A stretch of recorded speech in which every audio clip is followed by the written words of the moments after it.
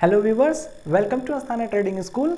उम्मीद करता हूँ कि आप लोग सब लोग स्वस्थ हैं, मस्त हैं, व्यस्त हैं, अपने पैसे का ख्याल रख रहे होंगे और अपने ख्याल का भी ख्याल रख रहे होंगे। इन्हीं शुभकामनाओं के साथ मैं आशुतोष अस्थाना एसआईपी की आज जो हम लोग क्लास पढ़ने वाले हैं वो इसी सीरीज की नेक्स्ट क्लास है। ठीक है, यदि अगर किसी भी व्यक्ति को इससे पीछे वाले सेशन में कोई भी समस्या है तो चैट बॉक्स पे हमें बताना ना भूलें। टेलीग्राम चैनल्स के लिंक है, यूट्यूब पर भी पड़ी है, वहाँ से जुड़ करके हमें बिल्कुल किसी भी प्रश्न को पूछने में कोई झिझक ना रखें।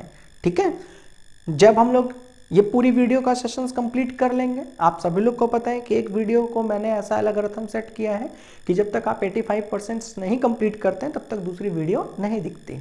ये आपको एक हैबिट्स क्रिएट करती है जिससे कि आप क्वालिटी कंटेंट के साथ अपने आप को हैबिचुअल कर सकें पढ़ाई को ध्यान में रखते हुए। ठीक है, फिर उससे रिलेटेड स्टडी मटेरियल है। स्टडी मटेरियल का मतलब ये कि आपको वो हेल्प करती है।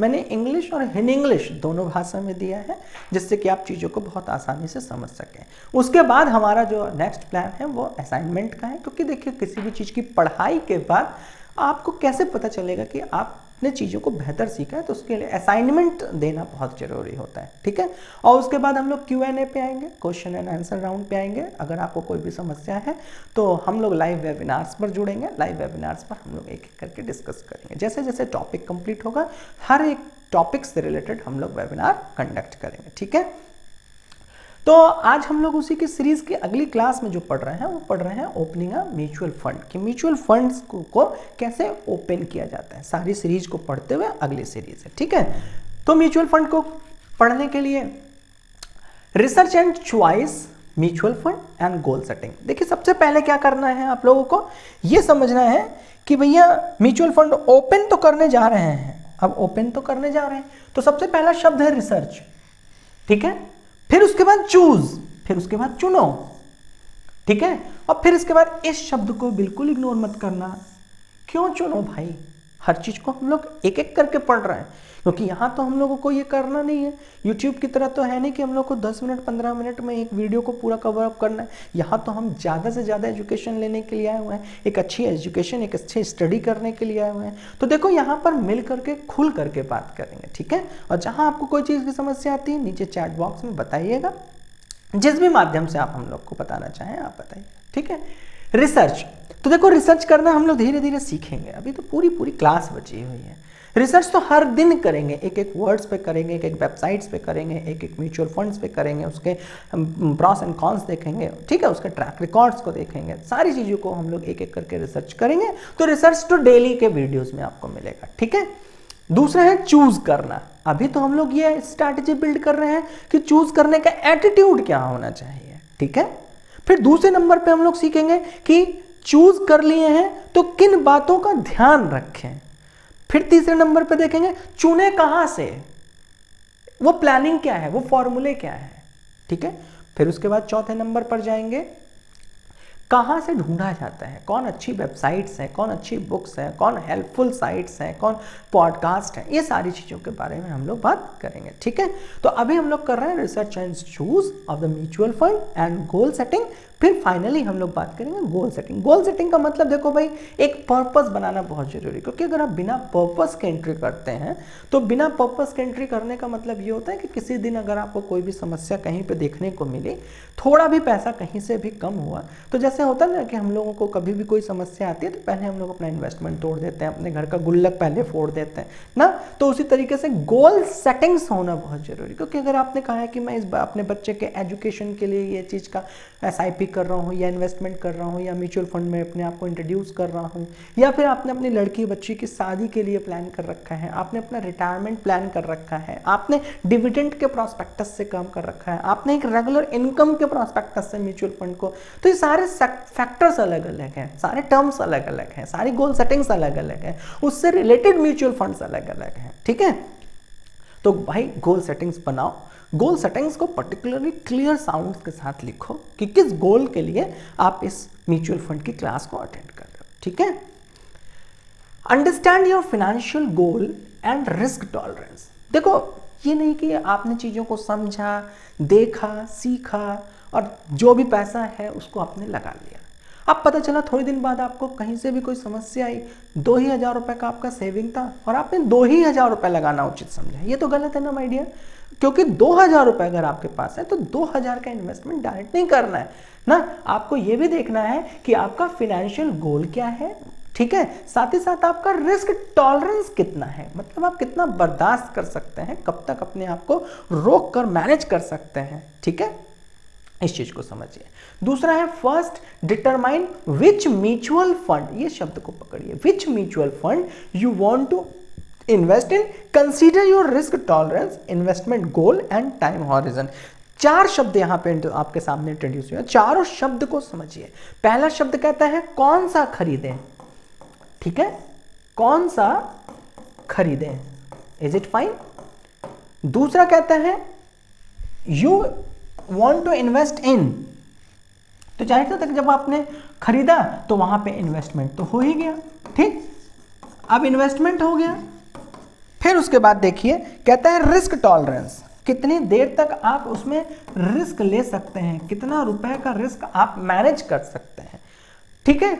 फिर चौथे नंबर पे है इन्वेस्टमेंट गोल, आपने कौन सा अपना गोल सेट किया है, किस लिए इन्वेस्ट कर रहे हो भाई, ठीक है। फिर उसके बाद कहता है टाइम हॉरिजन, कब तक के लिए होल्ड कर सकते हो, ठीक, 5 साल, 10 साल, 4 साल, 6 महीना, आज लगाओगे कल निकाल लोगे, ये टाइम हॉरिजन, कब तक, किस लिए, कितना रिस्क ले सकते हो, कितना इन्वेस्टमेंट सोचे हो, और कौन सा म्यूचुअल फंड किए हो। अब भाई 10,000 रुपए है, ये तो इन्वेस्टेड मनी हुआ ना माय डियर, लेकिन कहां पर लगाओगे, कौन सा खरीदोगे, चूज करने का एटीट्यूड, फिर इन्वेस्ट करने का एटीट्यूड, फिर रिस्क आपका, फिर उसके बाद आपका गोल, फिर उसके बाद कितनी देर तक, कब तक आप रोक के रखोगे, क्या है आपका वो टाइम हॉरिजन, राइट। फिर है research different types of the mutual fund to find ones that align with का मतलब ये होता है कि मान लीजिए आपने कोई भी लिया mutual fund, x mutual fund आपने ले लिया, ठीक है ना, अब एक्स म्यूचुअल फंड आपने ले लिया और इसी के साथ आप इसी से रिलेट करता हुआ पोर्टफोलियो मैनेजमेंट्स को, डाइवर्सिफिकेशन को ध्यान में रखते हुए कौन सा ऐसा दूसरा भी म्यूचुअल फंड है जिसको आप वाई के साथ अलाइनमेंट कर सकते हैं, ठीक है। सेक्टर्स का डिवीजन अभी हम लोग आगे सीखेंगे, अभी हम ये समझ रहे हैं कि जैसे हमारे पास 2,000 रुपए हमने सोच लिया, तो एक म्यूचुअल फंड एक्स है, दूसरा म्यूचुअल फंड वाई है, इन दोनों को एक दूसरे के साथ अलाइन करके सेक्टर्स को ध्यान में रखते हुए, गोल को ध्यान में रखते हुए, सब्जेक्ट को ध्यान में रखते हुए कैसे हम और इन्वेस्ट कर सकते हैं, कैसे दूसरे म्यूचुअल फंड को भी उस म्यूचुअल फंड के साथ अलाइन कर सकते हैं। इज इट फाइन, बात समझ आ गई। एक एक करके देखो, नोट्स बनाना मत भूलो भैया, पढ़ते रहो, सीखते रहो, कहीं समस्या आती है तो मुझसे पूछो, ठीक है। ये सारे टॉपिक्स बड़े रिसर्च के साथ आपके सामने रखे गए हुए हैं, तो इनका एक एक वर्ड आपके लिए बहुत इंपॉर्टेंट है, ठीक है। Jumping attitude, frog jumping attitude के साथ नहीं पढ़ाई करना है। दूसरा, what is the 50, 30 and 20 rules. देखो ये रूल्स जो है आज से नहीं है, बहुत पहले से ये रूल्स चला आ रहा है। ये रूल्स को अभी तो थोड़ा सा और मॉडरेट किया गया है, मैंने इसको अगली क्लास में और ज़्यादा मॉडिफाई किया है, लेकिन ये बेसिक प्रिंसिपल है और जाहिर सी बात है जो बेसिक प्रिंसिपल है तो मेरा फर्ज बनता है कि पहले उसको ही समझाना। बेसिक प्रिंसिपल्स में ये आपको कहता है कि भैया पहले 50%, ठीक है, फिर 30, फिर 20। ये 50 का कहना ये है कि जैसे मान लीजिए कि आप 40,000 रुपीज़ जो है आपकी अर्निंग्स है, ठीक है, अब 40,000 रुपीज़ की आपकी अर्निंग्स है। अब भैया 40,000 रुपए की अर्निंग्स है और उसमें आपकी नीड को जो फुलफिल करता है वो 50% है। नीड का मतलब आप अपने घर में अपने परिवार के साथ जो आपके डिसीजन मेकर्स हैं, पति हैं, पत्नी हैं, मुखिया है घर का जो कमाता है, वो बैठे और वो 50% नीड्स में, जैसे आपका राशन, आपके बच्चों का एजुकेशन, ठीक है ना, आपका हेल्थ, आपसे रिलेटेड जितना भी आप रेंट देते हो, आप कार पेमेंट करते हो, आपकी यूटिलिटी है जो आप खर्चों पे करते हैं, ग्रोसरीज या जो चीज़ आप खरीदते हैं, मतलब आप ऐसे कह लीजिए कि ये 50% अपने नीड्स पर खर्च करिए। नीड्स भी पहचानना, नीड्स और शौक दोनों अलग अलग चीज़ है भाई, ठीक है ना, नीड्स और शौक दोनों अलग अलग चीज़ हैं। खाना है तो वो नीड है, लेकिन खाने के लिए होटल में ही खाना है वो शौक है। तो नीड्स पर आपको अपने 50% का पैसा खर्च करना चाहिए, जो आपका 40,000 रुपए की जो अर्निंग्स है उस पर आप अपनी नीड्स को कैलकुलेट कर लीजिए। अब सबकी नीड्स तो देखो अलग अलग है, सबका अपने खर्च का तरीका अलग अलग है, तो खर्च की अपनी एक लिस्ट बनाइए, क्योंकि देखो डेटा झूठ नहीं बोलता और बेटा सिर्फ झूठ बोलता है। तो आपको क्या करना है कि सबसे पहले 50% अपनी नीड को आइडेंटिफाई करिए और अपने घर के मुखिया के साथ बैठ करके उसको लिस्ट आउट करिए, लिखिए। क्या लिखिए कि भाई आपका रूम रेंट कितना जाता है, दूध का कितना जाता है, पानी का कितना जाता है, हाउस टैक्स कितना जाता है, बिजली का बिल कितना जाता है, आपके ट्रैवलिंग में कितना एक्सपेंस होता है, एजुकेशन में कितना एक्सपेंस होता है, राशन में कितना एक्सपेंस होता है। इस तरीके से जो आपकी कमोडिटीज़ का है अपनी एक नीड, वो पूरी आप लिस्ट आउट कर लीजिए। 50% बाहर उसका सेफ साफ निकाल करके रख दीजिए और अपने होम मिनिस्टर में अपनी पत्नी को इस बात को ट्रेंड करिए, क्योंकि अगर मान लीजिए कोई चीज़ 40 रुपये खर्च हो रही है आपके राशन पर, तो उनसे इस चीज को कहिए कि वो कैसे इसमें भी मिनिमाइज करके, कैसे भी इसमें अच्छा एक फाइनेंशियल प्लान करके कैसे इस 40 रुपए को 38 रुपए बना सकती हैं और वो जो 2 रुपए है उसको कैसे अपने सेविंग्स में बदल सकती हैं। जबकि वो उसमें मास्टर होती हैं, लेकिन फिर भी हमारा आपका कर्तव्य बनता है कि उसको और बेहतर तरीके से मोटिवेट किया जाए, सिखाया जाए, समझाया जाए, पढ़ाया जाए। ठीक है, अभी वो बिना सीखे अपने इंटेलिजेंस से 2, 5, 10 रुपए को सेव कर रही हैं। सोचिए अगर वो सीख करके वो चीज को कर रही होंगी तो उसका इंपैक्ट कितना उस घर पे पड़ेगा। तो इसी मुहिम में Asthana trading school financial literacy programme को इंट्रोड्यूस किया हुआ है। ठीक है, तो नीड्स पर आपने अपना 50% खर्च कर दिया और मैं आपको फिर बोल रहा हूं वर्बल बिल्कुल नहीं करना है, रिटन फॉर्मेट में करना है, क्योंकि डेटा का भी झूठ नहीं बोलता।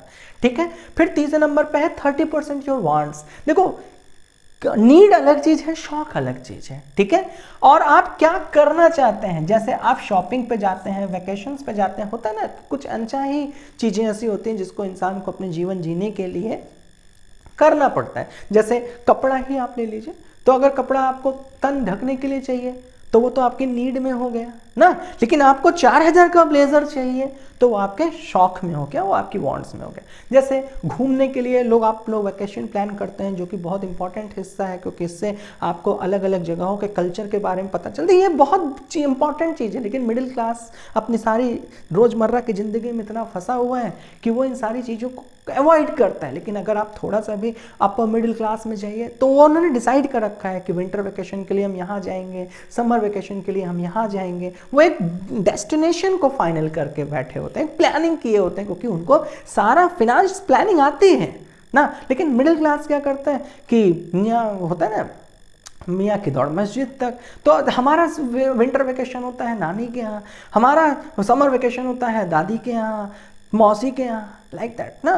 तो वेकेशंस पे क्या खर्च हो रहा है, शॉपिंग पे क्या खर्च हो रहा है, एडिशनल सर्विसेज पे क्या खर्च हो रहा है। जैसे आपने मोबाइल लिया है तो उसको यूज़ करने के लिए आप डेटा पैक कराते हैं, आपने यहाँ पे वाईफाई नेटवर्क ले रखा है, या जो भी XYZ सर्विसेज जो आपने अपने यहाँ पे एडिशनल ले रखा है, ठीक है ना। तो उसके लिए आपका जो पैसा खर्च होता है आप उसमें, इसमें भी आप अपने आप को मिनिमाइज वाला एटीट्यूड बना कर रखिएगा, इसमें भी नीड को ध्यान में रखते हुए करिएगा। यहाँ कहते हैं सेविंग और डेट, ये आपका इंपॉर्टेंट है कि यहाँ पर सेविंग जो है आप करके रखिए इन्वेस्टमेंट के पर्पज से। यहाँ पे जो 20% है वो किस में जाता है, इमरजेंसी फंड। इमरजेंसी फंड का मतलब देखो भाई, किसी दिन कोई भी दुर्भाग्य आपका दरवाजा खटखटा के मे आई कम इन नहीं पूछेगा आपसे ना। उस समय के लिए आप अपनी इमरजेंसी फंड को जितना ज़्यादा से ज़्यादा बचा के बना के रखे रहेंगे, वही हमारे आगे भविष्य के लिए काम आता है। लेकिन अभी क्या होता है कि जनरली हम लोग ये सब चीज़ों को अवॉइड करे रखते हैं। ठीक है, इसमें आपका हेल्थ इंश्योरेंस आ जाता है, आपके गाड़ी की पॉलिसी आ जाती है, ठीक है ना, बहुत सारी पॉलिसीज आ जाती हैं जो आप अपने दिमाग में रखते हैं। इमरजेंसी फंड हेल्थ से रिलेटेड सबसे ज़्यादा है, क्योंकि इससे प्रीवियस अगर आपने मेरी वीडियो देखी होगी, मैंने यूट्यूब पर डाली थी, मैंने आपको बताया था कि इमरजेंसी फंड के लिए सबसे ज़्यादा जो हमारे भारत में इम्पैक्ट है 74% से ज़्यादा, वो सिर्फ और सिर्फ हेल्थ इंडस्ट्री से है ना। तो मैं आप लोगों को सजेस्ट करता हूँ कि इमरजेंसी फंड के लिए हेल्थ इंश्योरेंस बहुत इंपॉर्टेंट है उसको। तो इमरजेंसी फंड को कैसे मैनेज किया जा सकता है, ये पूरी क्लास में हम कवर करेंगे, आप इसके लिए परेशान मत होइए। लेकिन अभी हम एक ओवरव्यू ले रहे हैं, समझ रहे हैं कि हम कैसे इमरजेंसी फंड को मैनेज करते हैं। तो इमरजेंसी फंड के लिए आप अपना एक अलग से जगह बना लीजिए और इमरजेंसी फंड उसमें छोटा छोटा बूंद बूंद करके घड़ा भर जाता है, तो वहाँ पे डालिए। रिटायरमेंट, देखिए जैसे जैसे आपका समय ढलेगा तो एक समय बाद जाहिर सी बात है आप काम करने के योग्य नहीं रहेंगे, अर्निंग्स के योग्य नहीं रहेंगे, लेकिन फिर भी आपको अपनी जीविका तो चलानी है, तो जीविका चलाने के लिए डिपेंडेंसी रहेगी। लेकिन जो बुद्धिमान लोग होते हैं वो अभी से ही अपना रिटायरमेंट प्लान आगे का कर लिए होते हैं, ठीक है। तो आप उसी तरीके से रिटायरमेंट प्लान को समझ लीजिए। Child's education is the very priority for the middle class ना, मिडिल क्लास के लिए अपने बच्चों को पढ़ाना सबसे महत्वपूर्ण काम होता है। उसमें उनका एक अच्छा पैसा, एक लंबा पैसा, एक समय जितना उन्होंने कमाया है वो उनके एजुकेशंस में चला जाता है, ठीक है। क्रेडिट कार्ड्स पेमेंट्स या अदरवाइज जितनी अदर चीज़ें हैं जो आप 20% में मैनेज करते हैं, तो 50% आपकी अपनी नीड्स में, 30% आपके अपने वांट्स में और 20% आपकी सेविंग्स में और डेट्स में जाते हैं, ठीक है। तो इसी में ही हम लोगों को अपनी दिनचर्या चलानी होती है, इसी में से ही हम लोगों को सेविंग करनी होती है, इसी में से ही निकल करके म्यूचुअल फंड आना होता है, इसी में से ही आप एफडी कराते हैं, इसी में से ही सारा कुछ कर रहे होते हैं। दो ही साधन है, या तो सेविंग करके अपनी चीज़ों को बहुत बेहतर तरीके से प्लान किया जा सकता है, या फिर अपने कमाई को डबल चपल 5 टाइम्स करके चीज़ों को किया जा सकता है। दो ही तो साधन है भाई, या तो बचा के या तो कमा के, दो ही तरीके से तो आप सरवाइव करते हैं। या तो बचा के, भाई 1000 आया उसमें 60 खर्च किया, 200 बचाया, 200 में अपनी नीड पूरी करी। और दूसरा है कि अगर हमने 5000 को 40000 बना लिया, 40000 को 4 लाख रुपए बना लिया, तो फिर इसी तरीके से ये साइकोलॉजी है, ये एटीट्यूड है। मैं दोनों के पक्ष में हूं, दोनों पक्ष आपके लिए हैं, दोनों आपके हित में है, ठीक है। अब भाई इसके आगे चलते हैं, रूल्स पढ़ लिए, अब पढ़ते हैं select a mutual fund provider. देखो भाई म्यूचुअल फंड अब हमें खरीदना है, हमने डिसाइड कर लिया है, तो खरीदने के लिए जो खरीदार हम हैं, लेकिन कोई बेचदार भी तो होगा ना, कोई प्रोवाइडर भी तो होगा ना जिससे हम खरीदेंगे। तो अब ऐसा ना हो कि म्यूचुअल फंड हमने डिसाइड कर लिया तो अब म्यूचुअल फंड किससे खरीदें ना, तो उसके लिए क्या पढ़ रहे हैं, select a mutual fund provider. Mutual fund provider कौन है, म्यूचुअल फंड प्रोवाइडर्स की किन किन बातों पर हमें ध्यान देना चाहिए, उसको लेकर के एक क्लास आप लोग समझ लीजिए। बाकी पूरा आगे डेप्थ में पढ़ेंगे, एक एक रिसर्च करेंगे, एक एक धागा खोलेंगे, लेकिन अभी हम लोग एक एक शब्द की ताकत को पढ़ रहे हैं, सीख रहे हैं, समझ रहे हैं। Select a mutual fund provider, mutual fund provider पर स्पेशली बात करेंगे। क्या कहते हैं, select a reputable mutual fund provider such as the SEBI mutual fund, HDFC mutual fund, ICICI Prudential, considering factors like fees. देखो किसी को भी देखने के लिए क्या कहते हैं कि वो जो प्रोवाइडर है उसकी फीस क्या है, उसकी परफॉर्मेंस क्या है, ठीक है, उसका लास्ट रिकॉर्ड क्या रहा है, उसने कैसे प्रॉफिट दिया है लोगों को, उसकी हिस्ट्री, परफॉर्मेंस की हिस्ट्री, एंड कस्टमर सर्विस, और कस्टमर को वो सर्विस किस तरीके से देता है। ऐसा तो नहीं कि आप कॉल कर रहे हैं वो रिस्पॉन्स नहीं कर पा रहे हैं ना, तो इन चीज़ों का ध्यान रखना है। किन किन चीज़ों का ध्यान रखना है मैंने बता दिया। सबसे पहले तो भैया रेपुटेड, ठीक है ना, रेपुटेबल मतलब जिसको नाम जान आप जानते हो, रेपुटेबल म्यूचुअल फंड प्रोवाइडर्स के पास जाए, जिसमें 2-4 नाम मैंने आपको सजेस्ट किया, जैसे SBI mutual fund, HDFC mutual fund, ICICI Prudential, ठीक है ना। There are number of mutual fund company, कोई भी गलत नहीं है, सबका ट्रैक्स अलग है, सबका काम करने का तरीका अलग है, सबकी इंडस्ट्री अलग है, सबका कमिटमेंट्स अलग है ना। तो इसलिए आपका काम यह है कि म्यूचुअल फंड्स कौन सा सेलेक्ट कर रहे हैं और फिर किससे खरीद रहे हैं, ठीक है, ये 2 चीज़ है। और उसमें इस बात का ध्यान रखना है कि भैया तुम हमसे फीस क्या चार्ज करोगे, आपकी परफॉर्मेंस हिस्ट्री क्या रही है, आप हमें सर्विसेज कैसे दोगे, लाइक दैट इन सब चीज़ों पे विशेष ध्यान देना है। बाकी आगे तो म्यूचुअल फंड प्रोवाइडर की एक एक पॉइंट्स पर हम लोग डिस्कस करेंगे, ठीक है। अभी हम लोग ओवरव्यू ले रहे हैं कि म्यूचुअल फंड कैसे ओपन किया जाता है। तो ओपन करने के लिए आपको एक प्रोवाइडर की जरूरत पड़ेगी, तो उस प्रोवाइडर से जुड़ी हुई हम लोग बेसिक जानकारी ले रहे हैं, ठीक है। फिर कहते हैं visit the official website of your chosen mutual fund provider, मतलब जिस भी प्रोवाइडर, जैसे आईसीआईसीआई का आपको प्रूडेंशियल लेना है तो आप अपने नज़दीकी आईसीआईसीआई बैंक में जा करके उनका डीमैट अकाउंट खोल करके उनके म्यूचुअल फंड में फिजिकली फॉर्म भर के भी कर सकते हैं और डिजिटली उनकी वेबसाइट पर जा करके म्यूचुअल फंड स्टार्ट कर सकते हैं। और अदर ब्रोकर्स भी आ गए हैं, जैसे आपने नाम सुना होगा आप स्टॉक्स का, जीरोधा का, एंजल वन का, चॉइस ब्रोकिंग का, इस तरीके से ग्रो का, अब बहुत सारे ब्रोकर्स भी आ गए। वहाँ पे जाइए, उनके ऐप्स को डाउनलोड कर लीजिए, डाउनलोड करने के बाद जो भी आपको म्यूचुअल फंड सेलेक्ट करना है उसको वहाँ पे फाइंड कर लीजिए और that is very easy on your finger tips ना। तो आप किसी भी फॉर्मेट में जाकर कर सकते हैं। आपने ICICI प्रूडेंशियल सोचा तो आपके नज़दीक में ICICI बैंक होगा, आप वहाँ पर भी जाकर कर सकते हैं। ICICI के ऑफिशियल वेबसाइट पर भी जाकर के आप उनका डीमेट अकाउंट पर्सनली ओपन कर सकते हैं। साथ ही साथ कुछ लोग हमसे पूछते हैं कि क्या सर एक से ज़्यादा भी हमारे पास डीमेट अकाउंट होना चाहिए? भैया चाहे जितना खोल लो ना, जितने भी आपके डीमेट अकाउंट्स ओपन करने हो आप ओपन कर सकते हैं, ठीक है। तो यहाँ पर मैंने आप लोगों को ये चीज़ समझा दी है। थोड़ा थोड़ा एक एक शब्द की ताकत को समझते हुए चलिएगा, सीखते हुए चलिएगा। नेक्स्ट में आता है सेलेक्ट है स्पेसिफिक फंड।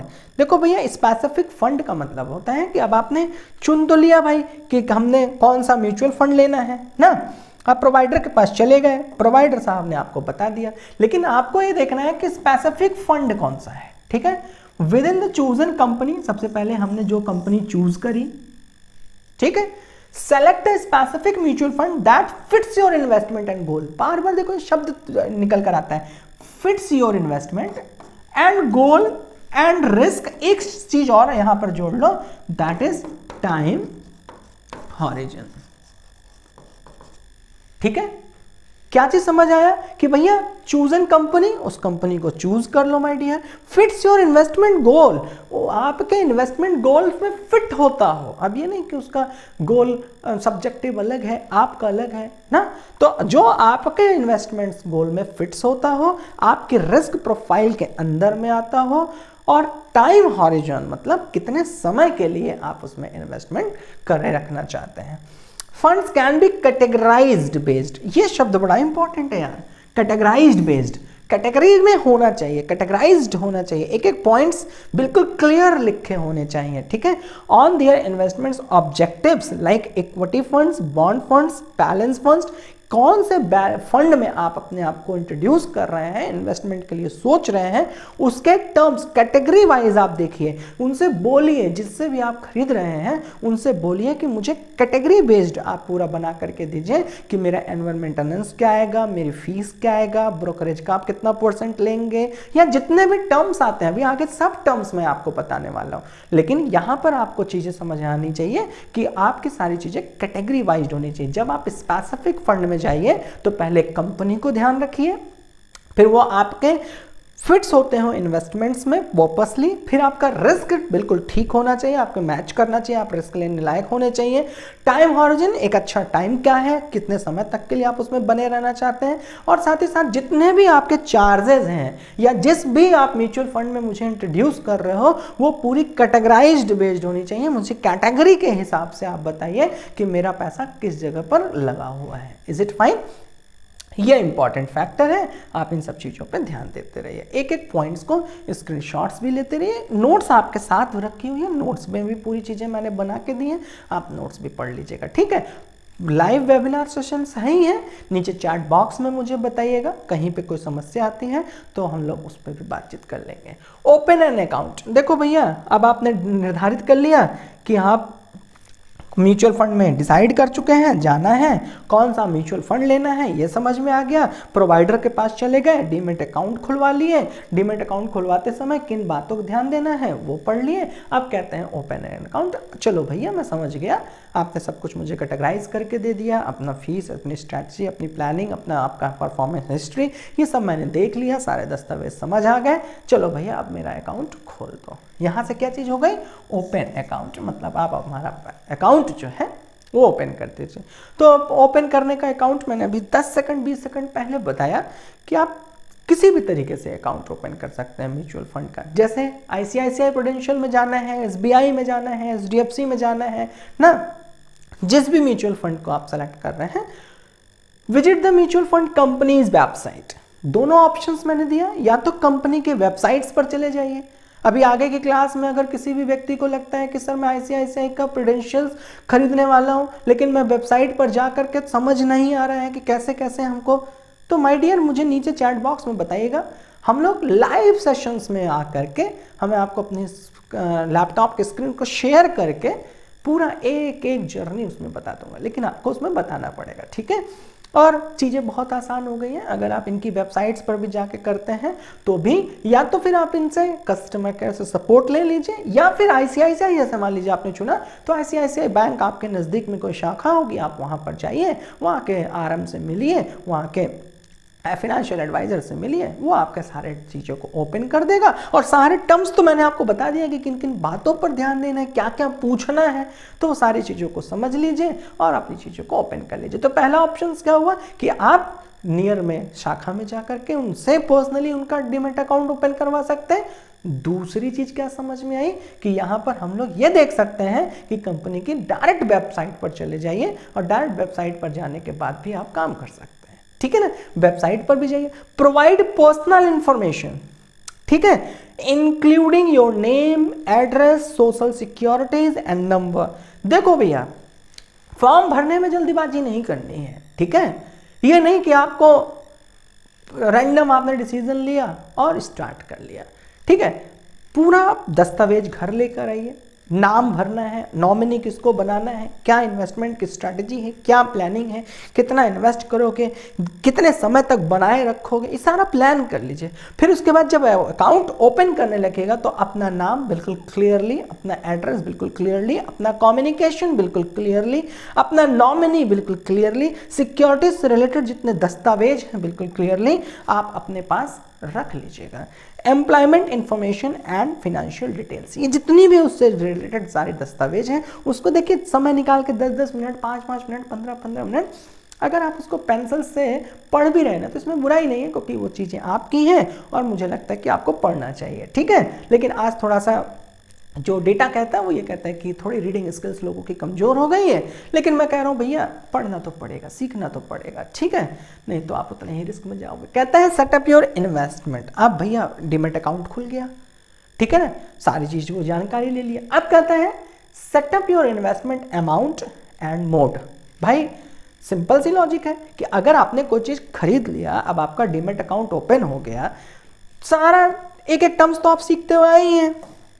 आप सारी चीज़ें सीखने के बाद अब हमें यह भी देखना है कि इन्वेस्टमेंट अमाउंट कितना पैसा, ठीक है ना, कितना पैसा और कैसे इन्वेस्ट करोगे, ठीक। क्योंकि भाई जब आपने इन्वेस्टमेंट चुन लिया, ये म्यूचुअल फंड चुन लिया, फिर जाकर के अपना डीमैट अकाउंट खोल लिया, तो भाई आपको ये समझ में आना चाहिए ना कितना पैसा लगाओगे। तो आपने कह दिया भैया इतना रुपया मैं पर मंथ के हिसाब से लगाऊंगा या मैं लमसम पैसा अपना इसमें लगाऊंगा ना, तो ओवरऑल आपने लमसम बता दिया, ओवरऑल आपने एसआईपी का मोड बता दिया। अब आपका आता है तरीका कि भाई कैसे दोगे, तो कैसे के बहुत सारे तरीके होते हैं, मैंने आपको बता दिया, लमसम भी है, एसआईपी भी है ना। तीसरा है कि भैया ये बताओ हर महीने कटना चाहिए, हर 15वें दिन कटना चाहिए ना, कितना कटना चाहिए, कैसे कटना चाहिए, ऑटो डेबिट हो जाना चाहिए, मतलब आपके अकाउंट में प्रॉपर उतना बैलेंस मेंटेन रहता है, ऑटो डेबिट लगना चाहिए, नहीं भैया ऑटो डेबिट मत लगाइए, मैं अपने टाइम पर उसमें जाकर मैन्युअली अपना पैसा उस पर जमा करूंगा, इसको कहते हैं मोड, ठीक है ना। तो अब ये ना हो कि आपका अकाउंट में जो है पैसा नहीं रहता है, समय पर नहीं आता है और आपने एक डेट यहाँ पर ऑटो डेबिट में लगा दिया है, तो भाई तो समस्या का विषय हो जाएगा ना आपके लिए। यहाँ पे क्या चीज समझना है, considering setting up your automatic investments. Automatic investments का मतलब समय समय पर जो आपने दिया है, जो धनराशि आपने बोला है उतने ही समय पर कट जाएगी, ऑटोमेटिक डेबिट हो जाएगा, ठीक है ना। Contribute to your mutual fund regularly, clear हो गया, बात समझ आ गई। दूसरा कहते हैं this can be convenient way to systematically investment over time और वन टाइम इन्वेस्टमेंट लमसम। देखो भैया मैंने दोनों भाग बता दिया, और इससे पहले जो लोग इससे प्रीवियस वाली वीडियो देखकर आए हैं वहां तो इस पर पूरी चर्चा की गई है ना, एक पूरा सेशन लिया गया है कि एसआईपी करोगे कि लमसम पैसा में जमा करोगे कि अभी डाल करके छोड़ दोगे या शॉर्ट टर्म्स के लिए काम करोगे या ऑटो डेबिट पे लगाओगे या जब आएगा पैसा तब इन्वेस्ट करोगे। ये सारी चीजों का डिस्कशन हो चुका है ना, तो आप लोग इस चीज को एक बार देख लीजिएगा, समझ लीजिएगा। कहीं समस्या आती है तो मुझे बताइए, तो उस पर हम लोग डिस्कशन करेंगे। फिर आता है रिव्यू एंड कंफर्मेशन। देखो भाई अगर कोई चीज आपने कर लिया, मान लीजिए फाइनेंशियल एडवाइजर आपके पास है, अब फाइनेंशियल एडवाइजर साहब ने आपको कोई भी चीज को लेकर के कमिटमेंट किया, कोई भी चीज के बारे में बताया, समझाया, तो उन्होंने अपना तो बेस्ट दिया, लेकिन आपकी भी तो अपनी कुछ नैतिक जिम्मेदारी बनती है। उस जिम्मेदारी को कहते हैं रिव्यू एंड कंफर्मेशन। रिव्यू का मतलब भाई हर चीज का रिव्यू करो ना। जैसे आपका बच्चा कह रहा है मैं 4 घंटा पढ़ा, अब उसने घंटा पढ़ा, ये तो देखने के लिए क्या करना पड़ेगा आपको, रिव्यू करना पड़ेगा। अब आप सोचिए कि खाली उसने कह दिया मैंने 4 घंटा पढ़ा और आपको भी लगा हाँ बेटे ने 4 घंटा पढ़ा, ठीक है, वो भी खुश है, आप भी खुश हैं। रिव्यू का एटीट्यूड डेवलप करिए, कॉन्फर्मेशन का एटीट्यूड डेवलप करिए, ठीक है ना। रिव्यू कैसे करोगे भाई, review the information you provided to ensure accuracy. भाई जो फीस बोली गई चार्ज होने के लिए वो हो रही है कि नहीं, टाइम टू टाइम जिस तरीके का हमारा कमिटमेंट्स है वो हो रहा है कि नहीं, सर्विसेज जो हमें कमिटमेंट की गई वो है कि नहीं, परफॉर्मेंस उसी तरीके से चल रही है या नहीं चल रही है ना। रिव्यू करोगे, समझोगे, थोड़ा टाइम दोगे आप, तो कहीं ना कहीं आप और मैच्योर हो गए और अपने फाइनेंशियल एडवाइजर के साथ और ज़्यादा समय लगाओगे। क्योंकि देखो ये दुनिया इतनी भी आसान नहीं है, इतनी भी छोटी नहीं है कि 3 महीने की स्टडी के बाद हम एक अच्छे तैराक हो जाएंगे ना, ऐसा नहीं है। आगे मैं इसमें कोशिश करूंगा आप लोगों के लिए केस स्टडीज़ लेकर आऊँ जहाँ पर चीज़ें बहुत पॉजिटिव के बावजूद भी सडन नेगेटिव हो जाती हैं, ठीक है। तो पूरा हम लोग उस पर एक केस स्टडीज लेकर आएंगे। फिलहाल मेरा यहाँ आपको बताने का सिर्फ एक आशा है, एक बात है कि प्लीज़ आप रिव्यू करने का एटीट्यूड डेवलप करिए। मान लीजिए कोई चीज़ समझ नहीं आती तो उसे मार्क करिए ना, बहुत सारे तरीके हैं उस चीज़ को ढूंढने के, समझने के, तो आप उसे ढूंढिए, समझिए। बाकी अस्थाना ट्रेडिंग स्कूल आपके साथ तो हर मोड़ पर खड़ा है। Confirm your investment choice and account details, ये दोनों चीज़ आपको मैंने बार बार कहा। इन्वेस्टमेंट चॉइस आपने कैसे डाइवर्सिफाई किया है, परफॉर्मेंस चार्ट्स कैसे बनाए, सारी चीज़ों को तो आप देखिए, साथ ही साथ अकाउंट्स की डिटेल अपने पास रखिए, क्योंकि कल की डेट में अगर कोई भी समस्या आती है, कुछ भी आप भूल जाते हैं, नहीं मिलता है, तो आपके पास जब अकाउंट से रिलेटेड सारे डिटेल्स होंगे तो आप उसे फिर से रिकवर कर सकते हो, फिर से देख सकते हो, समझ सकते हो, अपने नज़दीकी शाखा में जाकर बात कर सकते हो। लेकिन किसी वजह से आपने अकाउंट डिटेल्स को मैनेज ही नहीं किया है तो समस्याएं हैं। हर चीज़ को अपने ईमेल से लिंक करिए, ठीक है ना, कम्युनिकेशन से लिंक करिए, जिससे कि हर एक अपडेट्स, हर एक जानकारी आप तक पहुंचती रहे। फिर कहता है monitor your investment, stay informed. Communication को स्ट्रॉन्ग करिए। कम्युनिकेशन का मतलब जब भी समय मिल जाए, सैटरडे संडे, तो आप अपने फाइनेंशियल एडवाइजर के साथ बैठिए। ऐसा ना हो कि आप मनचाहे तरीके से कोई डिसीजन ले लें और वो डिसीजन आपके लिए घातक हो जाए। क्यों? क्योंकि देखिए वो आप अभी उसमें नए हैं, अभी आप उसमें एज एन इन्वेस्टर हैं जो कि किसी व्यक्ति के कहने पर कोई काम कर रहे हैं, अभी आप उसमें उतने मैच्योर नहीं हुए। मान लीजिए कोई एक उसके पीछे का लूप होल हो जो आप नहीं समझ पाए, तो जो चीज़ जहाँ पर नहीं खरीदनी चाहिए थी आप वहाँ पर खरीद करके अपना लॉस कर लिए ना। तो इसलिए मैं आपको बताता हूं कि स्टे इन्फॉर्म्ड, इसमें कोई बुराई नहीं है। स्टे इन्फॉर्म्ड, जब भी आपको कोई डिसीजन लेना है आप अपने उसी प्रूडेंशियल के पास जाइए और उस एडवाइजर्स के साथ अपना समय खर्च करिए चाय पानी पर, और उससे अपने से जुड़ी हुई सारी चीज़ पूछिए और अपनी भी बातें उसको बताइए। क्योंकि गले में अगर आप कोई भी चीज़ रखेंगे तो किसी ने अंतर्यामी का कोर्स नहीं किया हुआ है कि वो आपको सजेस्ट कर देगा। आप किसी चीज़ को छुपाएंगे, आपको पेट में दर्द हो रहा है और आप डॉक्टर के पास जाके कहेंगे कि मुझे दिमाग में दर्द हो रहा है, मेरे सिर में दर्द हो रहा है, तो वो दवा सिर दर्द की रख देगा।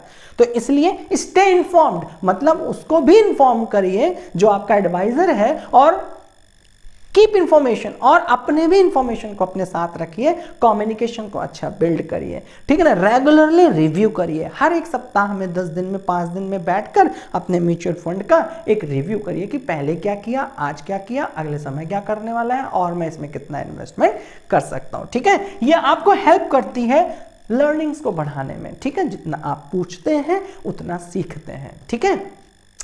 तो ये वाली क्लास आज आपकी यहाँ पे कंप्लीट हो गई, खत्म हो गई। अभी आज हम लोगों ने सीखा था कि म्यूचुअल फंड में कैसे अकाउंट ओपन करते हैं, कैसे सेलेक्ट करते हैं, किन बातों का ध्यान रखते हैं, लाइक दैट, ठीक है। तो उम्मीद करता हूँ कि आप लोग सभी लोगों को क्लास बेहतर लगी। अगर किसी प्रकार से कोई समस्या है तो आप हमारे टेलीग्राम चैनल, व्हाट्सएप कम्युनिकेशन या फिर यूट्यूब पे कमेंट के माध्यम से, अपने ऐप पर चैट बॉक्स के माध्यम से या टेलीफोनिकली किसी भी तरीके से आप अपनी बातें हमें बताएं। हम जैसे ही पूरी क्लास कंप्लीट हो जाएगी तो हम लाइव वेबिनार के सेशंस में आकर के Q&A करेंगे, जहाँ पे हम और आप एक दूसरे के साथ बेहतर रिलेशन बिल्ड कर पाएँ, मैं आपको और आप मुझे और बेहतर समझ पाएँ। इसी उम्मीद के साथ आप सभी लोग स्वस्थ रहें, मस्त रहें, व्यस्त रहें, अपने पैसे का ख्याल रखें और अपने ख्याल का भी ख्याल रखें। इस उम्मीद के साथ मैं आशुतोष अस्थाना आप सभी लोगों के साथ शाइनिंग आउट।